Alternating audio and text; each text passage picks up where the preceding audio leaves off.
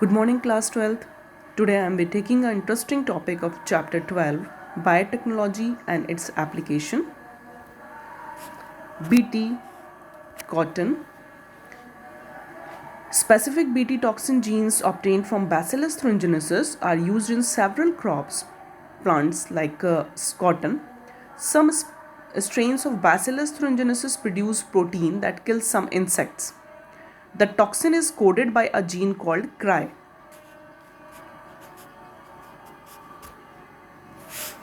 which is of various types. Next slide. BT cotton. How does it work? Bacillus thuringiensis forms protein crystal which contains a toxic insecticidal proteins. BT toxins are initially inactive protoxin, but after ingestion by the insect, their inactive toxin becomes active due to alkaline pH of the gut. The activated toxin binds to the surface of midgut epithelial cells, thus creating pores, which causes cell swelling and lysis, further leading to death of the insects. The toxin is coded by a gene called CRY, which is of various types. As you can see here, Bacillus thuringiensis is a bacteria which forms a protein, and this protein is very toxic.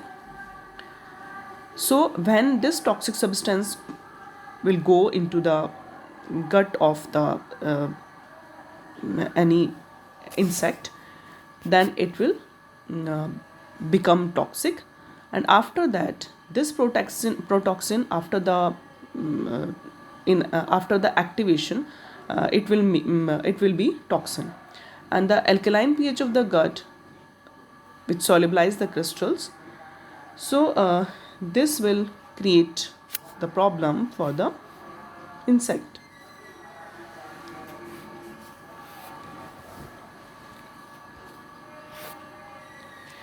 Pest resistant plants. A nematode, Melanogyne incognitia, infects the roots of tobacco plants, which reduces the production of tobacco. So first of all, we have to understand what is nematode. As you have studied in class 11th, nematodes belongs to the phylum Aschelminthes, and these nematodes are some nematodes are parasites on plants, some on animals, and some on human beings like Ascaris.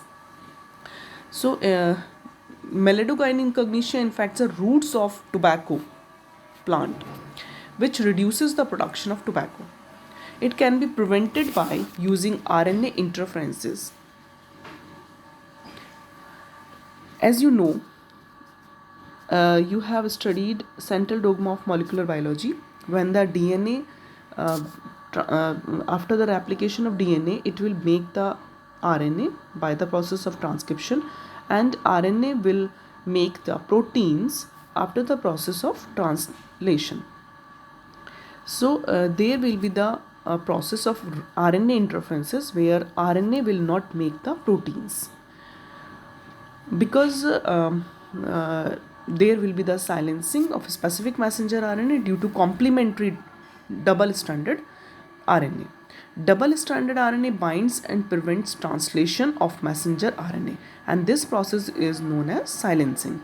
The source of this double-stranded RNA could be from an infection by the viruses having RNA genomes or mobile genetic elements, which is known as the transposons, which replicate through an RNA intermediate.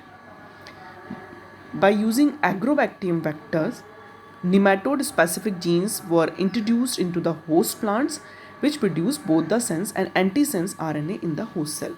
जैसे कि मैंने बताया कि RNA जो है double standard RNA बनाएगा.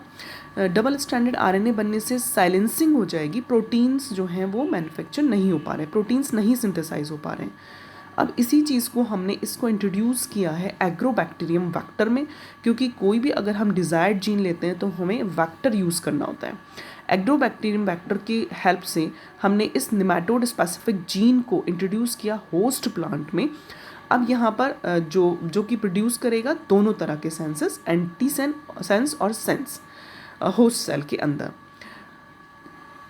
These two RNAs are complementary to each other and form a double-stranded RNA that initiates RNA interferences and hence silence the specific messenger RNA of the nematode. The parasite cannot survive in transgenic host, so protects the plants from the pest.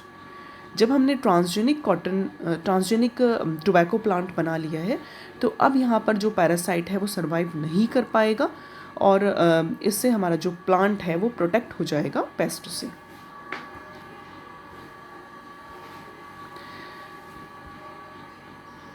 So this was two interesting topic, BT cotton and pest resistant plants. Have a nice day.